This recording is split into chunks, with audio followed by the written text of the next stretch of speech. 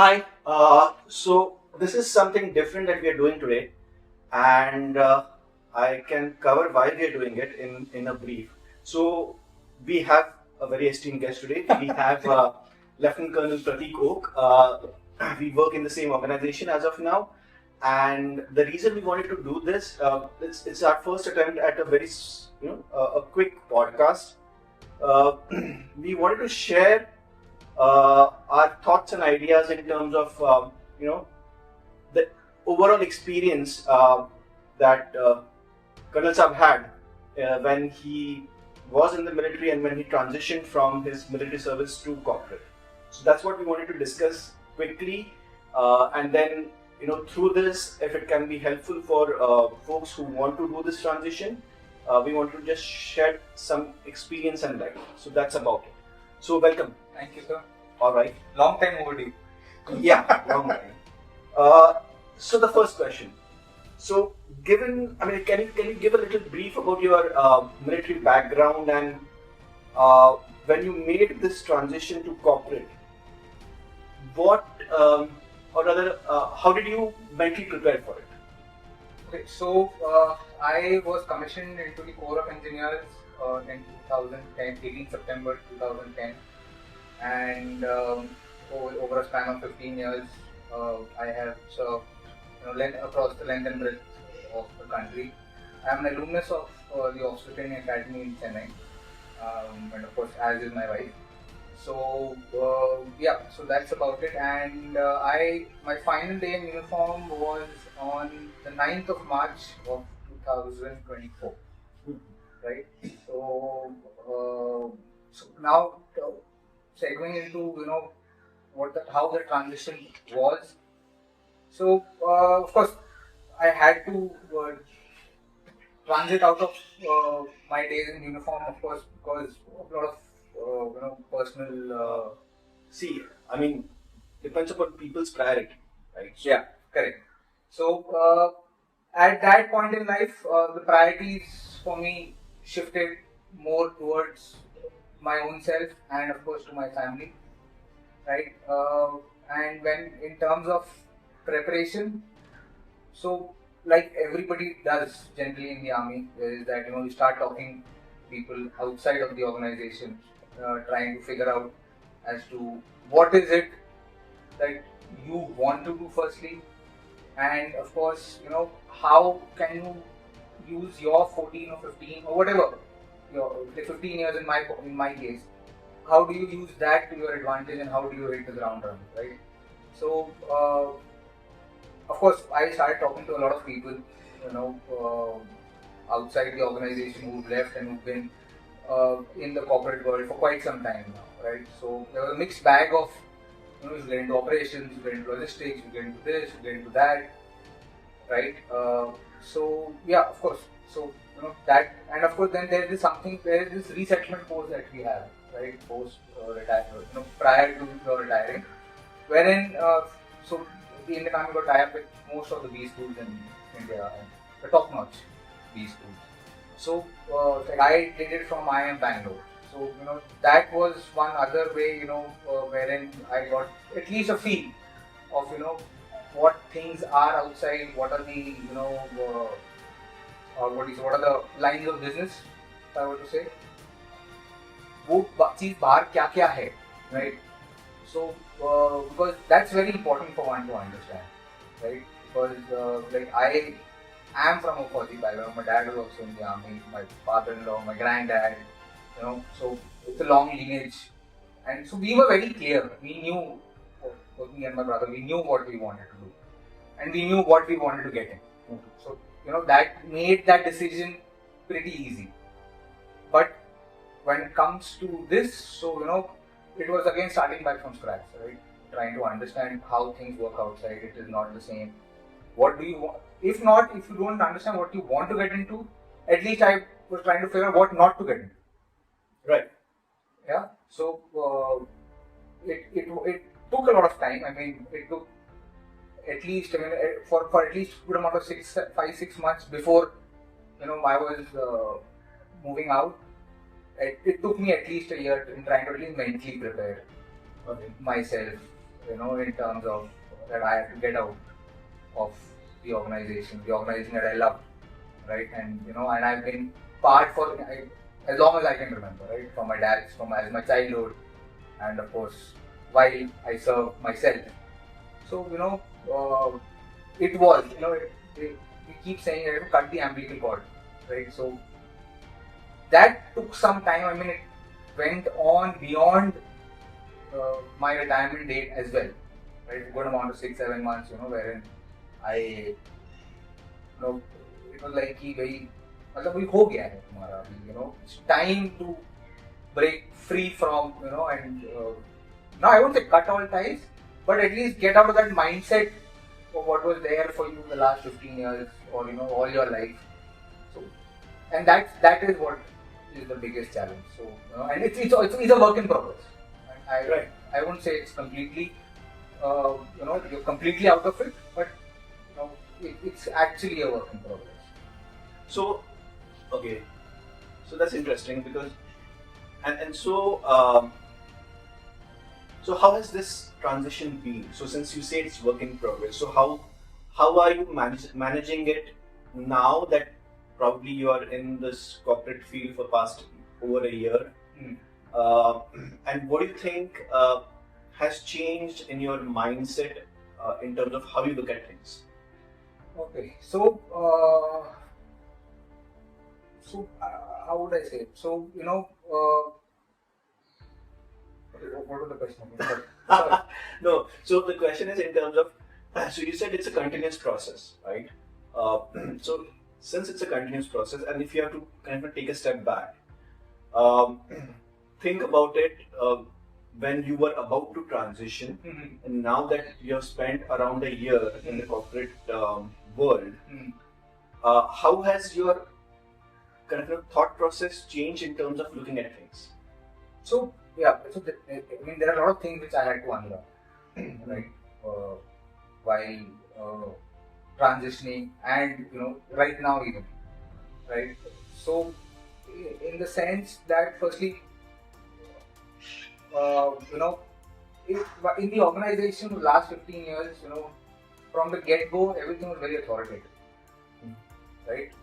From my side also, as well as people about me also, right? If something was told, it had to be done. I mean, there is no room for failure, right? And so when you're commissioned, you're given a year wherein तुम्हें 100 खून तुम्हारे माफ है, ठीक है? Wherein they say कि ठीक है, he's just joined in, he's trying to get the hang of things, trying to understand this and that, and beyond a certain point of time when things are expected out of you, and when you don't know them, so that becomes like a personal insult. Why I'm getting to that is that the biggest mindset that I have changed, what has changed in my mind, is that it's okay to not know things. Okay. Right? It's absolutely okay to be, to go about asking somebody, asking a peer or somebody, who is younger to you or but has been in the organization or in the world for that long. It's okay to not know things, right? So that one thing has been the biggest, what I think I'm still trying to learn. I mean, you should be shy of asking. If you are in doubt, it's best to ask, Right. rather than trying to figure it out on your own. You will eventually figure it out, but then time may have gone and it may not be relevant at that point in time, right? So that's what I think. I guess that's what been the biggest change in my mindset. And of course, I mean, the other thing is aag lagti rahi. It is. I mean, it's a never-ending thing. FUs are bound to happen. Issues are bound to come up, right? But then it can be solved the next day, Right. Right? So that's again because for the last 15-16 years it is like यार ये अभी हुआ नहीं, ये करना है, ये होना है. That pressure has been always there on our mind, but of course if those issues were not resolved at the time, the result or the implication of that would have been somebody's life, right? So that's how that pressure. That's why that pressure is there. Over here, I know it's not going to cause anybody any harm, right? ठीक है, आज नहीं हुआ, कोई बात नहीं, कल हो जाएगा. So there's no point fretting about it, right? So I think Right. Okay. That's that. Yeah. I mean, so if to a certain extent things don't happen that day, people are not going to die. Is for sure. exactly, yeah. I mean, there's no law. I mean, of course, yes, there may be laws. Of course, that those issues may come up and you have to address them, but more often than not. Right. Right. No. Agree. Right. So. So if I may, during this transition or on a continuous basis, what has been your biggest surprise in terms of, or probably if I put it as a, I don't want to put it as a cultural shock, but yeah, to a certain extent, if you want to call it as a cultural shock in terms of when you transition out of a defense life to a more civilian kind of a life. Mm-hmm. What has been So of course, the biggest, I think, so on the lighter side, biggest shock that I have had probably is to put a filter in my mouth. Right? So I mean, yeah, you have to be very careful. We've been working for the last 1.5 years, right? So that's a big culture shock. I mean, I wouldn't say culture shock, but that's something which has to be there in the back of my mind. But again on the lighter side, the fact that it's a very small thing, but then I guess. But then in my mind, I think the fact that everybody is on a first name basis. Yeah. Right. So I mean, it's fine. I mean, it's otherwise quite normal. I mean, if you look at it, while growing up, not everybody was your bhaiya. Right? You knew everybody, your friends who were elder to you, who were younger to you. Everybody called you by your first name or this thing or that thing. But then this was a shock which I knew was going to come, right? But then whatever time you may think about or you may put in trying to figure out, okay, this is how I'm going to react, this is how I'm going to react, nothing prepares you when your people look around and give the people, so what are you doing? Like, okay. I mean, let's just say the youngest of the lot had come in to the organization by 2 or 3 or 4 years of service, if I would say. So, and so these two, I think, were the one. And the third one, of course, was the fact that in the sense that, like I again said, pressure. There's no nobody's pressed the pedal to the metal, right? So I mean, it's little easy going. It's relaxed, right? I don't have to worry about 20 things moving around me, right? And I am just supposed to know what I am supposed to know, right? Or what people near or left or right of me should do.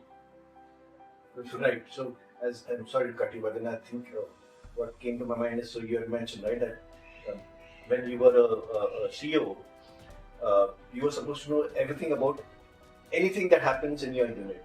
Yeah. Right? So when I was the adjutant to my CEO, or any appointment within the unit, right? So there are certain key appointments within the unit organization. You've got a commanding officer, then you've got a second in command, then you've got his PSOs. That's one is the adjutant, right? Then you've got a quartermaster, a company commander, so on and so forth, right? So at the helm of everything is the commanding officer, right? So in our case, generally a rough strength of around about 600 people. 600 people at any given point in time. 200 would be either on leave, cumulative, or temporary duty, or on a course, or this or that, right? So you had to be aware of what is happening around, especially with the boys under your command. First and foremost, mostly because कहीं कुछ उनसे FU हो गया, किसी ने किसी को पेल दिया, कुछ कर दिया, या कुछ then he got into a fight, he's on chutti and he's gone on a joyride, he was drunk out of his senses and then got into an accident, वहाँ कोई police case हो गया. So everything comes down to the commanding officer. Commanding officer बेचारा वो he himself has got his staff.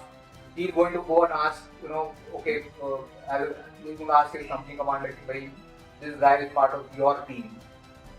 What had happened? What was he doing?" Right? So, like I said, it sometimes becomes an insult of sorts, wherein I don't know that this issue has happened, but my boss does. Right. Right. So, it's something like that. So, you had to be aware. You may not be directly involved, but you're supposed to have that, I wouldn't say exact control, but then at least you're, spatially aware that, your boss asked you this. Okay? Pratik, like I was the second in command of the unit, so, anything happening, anybody moving from point A to point B, any convoy moving, anybody going on chutti, or, a person going on a course, I had to be aware because the probability of somebody marking an FU somewhere were exponentially high, right? So, hold on to that. So, I'm not going to put you on the spot, but so how are you unlearning that in the corporate world? Just keeping my nose where it is supposed to be and not poking it around, right? So, so I am not trying to unlearn things. I mean, of course, I keep my eyes and ears open, right? Okay, what is happening? All right, fine, okay, this is happening around me. So, right. How does that? Would it affect me in any way? So that's one thing that I've learned, right? Right. So, and that's pretty interesting because we can like segue from this to the situational awareness thing that we often keep on talking about, right? Yeah. So, what are your thoughts on the situational awareness thing, right? Probably we are digressing from the topic, but since this came up, how important do you think it is for people who are leading their civilian life in terms of training their mind to be situationally aware of everything at all points in time? Oh, I think it's very important. One has to be very clear of where he's getting into. Because see, it's the big bad world outside, right? And especially the fact that I come from an organization which is very close, very protected, and very close. So when you are stepping out into the big bad world, where your friend, and I say it with the utmost respect, your friend might just be your competition, right? So it's actually a dog eat dog world outside. Yeah. Right. And one shouldn't shy away from saying it. And everything is more or less everything. I think in this world everything is transactional, right? Till the time you are relevant, you're golden. The moment you start losing relevance is where you will be out of the group, right? So I think it's pretty important, trying to understand what is happening in and around you, right? Because somewhere or the other, that will come and affect you. Right? So, like for example, if I were to draw an analogy of from my time in the forces, right? So, during battle, during war, when a battalion is deployed, right? Every company, which is around about 120 people, is given an area of responsibility, right? This is your area of responsibility. Anything moving in between point A to point B of your responsibility, तुम्हारी जिम्मेदारी. यहाँ से कुछ हुआ, so it is your head that is going to roll. Alright. So of course we are taking defenses around and marking our area of responsibility, right? But if I don't know if I were to say that, so if I were to take a triangle maybe, so the left edge of my company, and so generally it is taken in form of a circle, right? So you've got one company looking at this AOR, but there will be a neighboring company to it, right? Mhm. So I have to know, my leftmost guy should know what the rightmost guy is, Right. right? So that firstly I don't fire into him. You don't have this thing of a blue on blue, right? I know what's happening there, because if there is a break in defense at his location, it just so happens that it might just, you know, uh, they might just come through my area also. Yeah. Right? So, with that, generally what happens is, so that's why this is one of the, very good things of the Forge, that, and they keep saying, that your bottommost guy and your topmost guy should know each other's job within the organization. So let's say a section, let's say you have a section commander with a strength of 10 people, right? It's led by an NCO.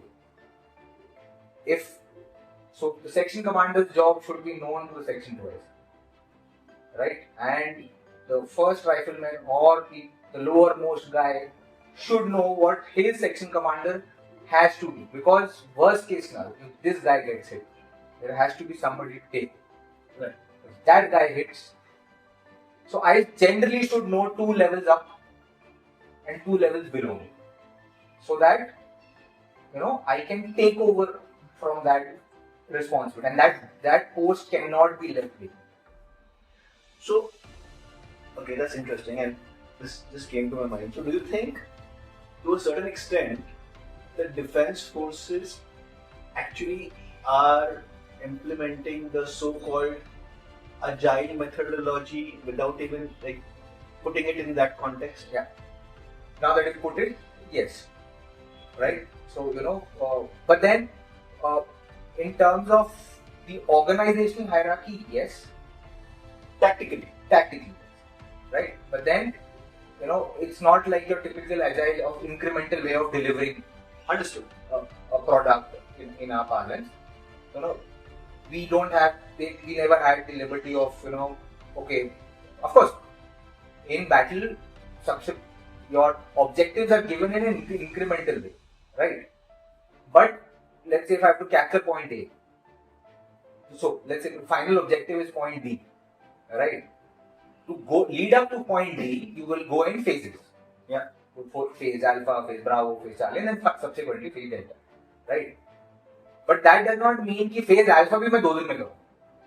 अगर मेरे को पहला objective capture करना है, मेरे को 6 घंटे दिए, 6 घंटे में ही I have to try and achieve it.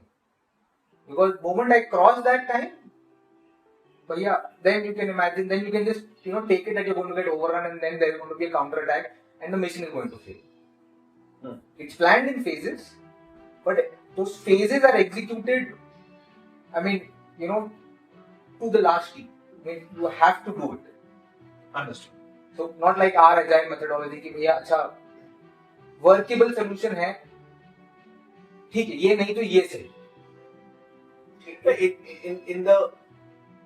In the context of the defense architecture, I think that whatever works the best, right? Yeah. Understood. Yeah. Correct. But yeah, I mean, so I think that when so if people kind of think about it, it's like if they have to do this transition, they have to go in projects, do understand the agile methodology. It wouldn't be new to them. Like the terms and probably the what is called what would be new, but not necessarily the concept. Exactly.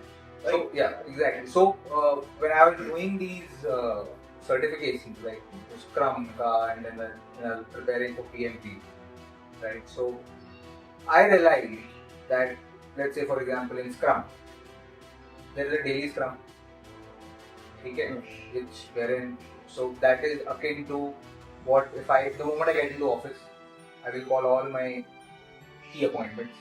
हाँ भी बताओ आज का क्या task है, कल ये तुमको दिया, क्या problem, right? So that's your daily standard, right?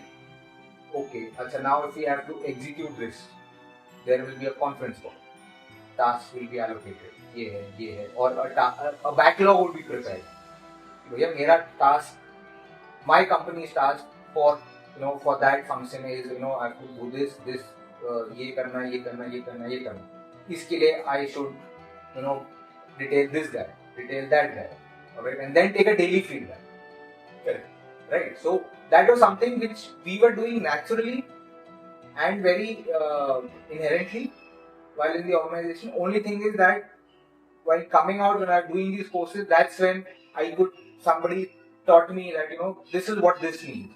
Right. And I was a retired officer only, senior of ours. He said कि भाई ये है, यही तुम कर रहे हो. So it becomes easy to code and then to explain to the other person what you've done. Okay. Awesome. So I think this is interesting, and before we close, one last question. So in summary, if you have to give a couple of pointers to folks who want to do this transition from a defense, from the defense area to a corporate world, what would those 2 or 3 pointers be? Okay, so firstly, I would say try to figure out what you want to do, right? And when I say figure out, even if you figure out what you don't want to do, that also helps, right? Start talking to a lot of people outside and see what works for you.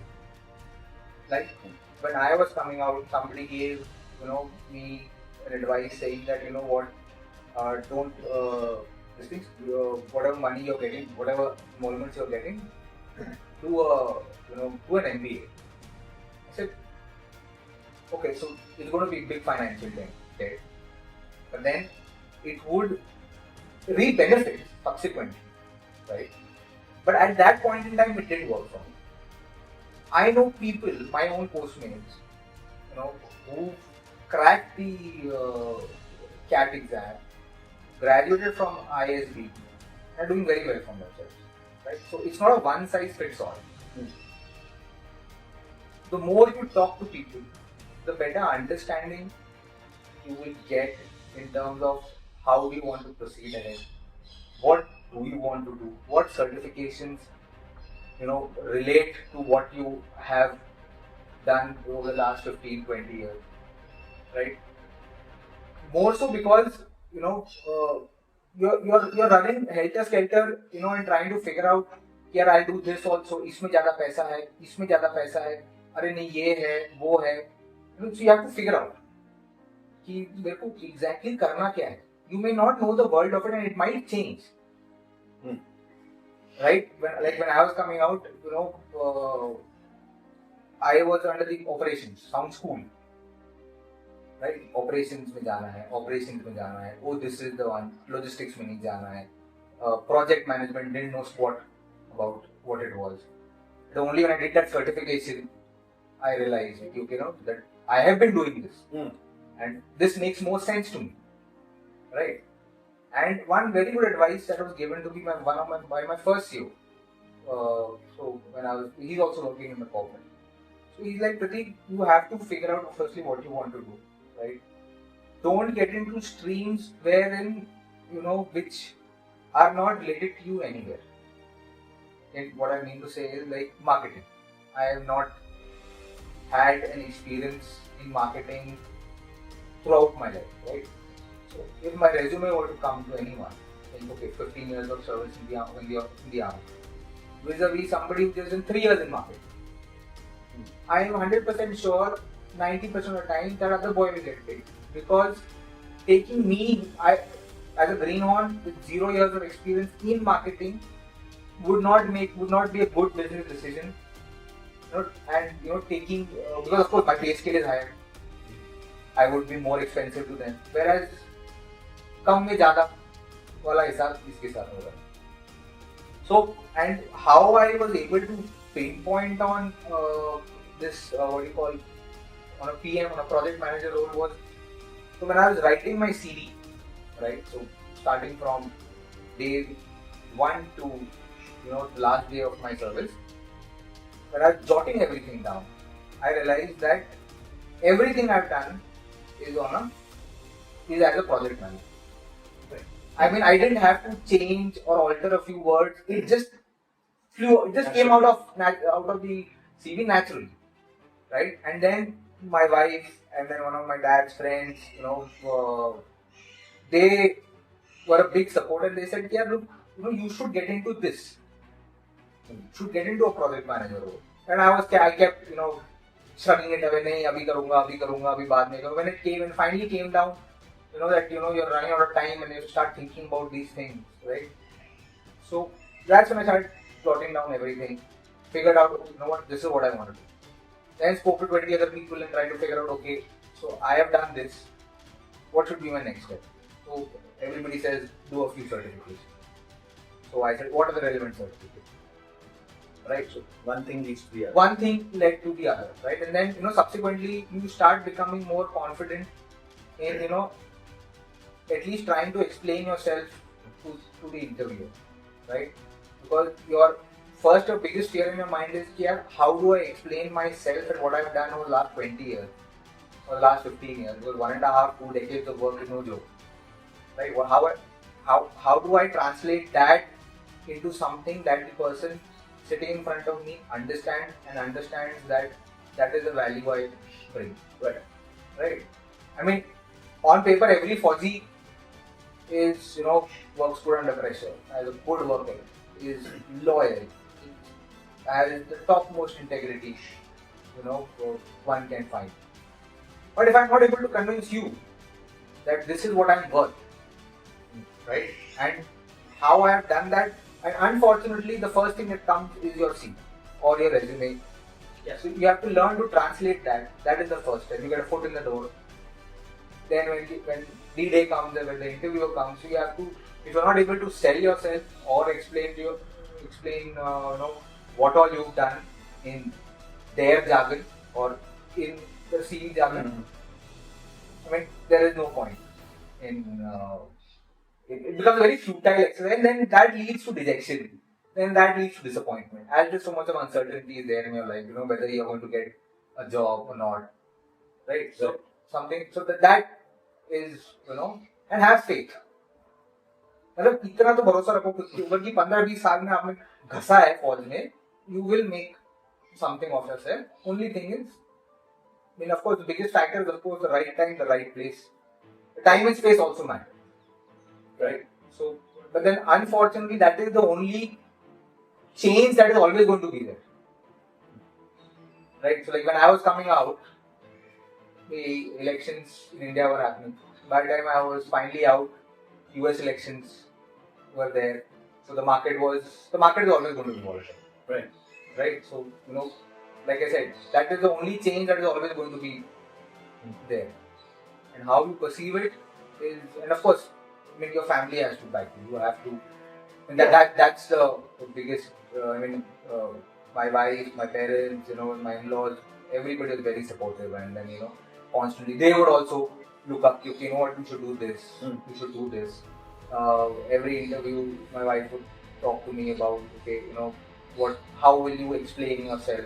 What is going to be a brief introduction, right? As did my parents. So and then we would always introspect about, okay, this happened, this was asked, so I answered it this way.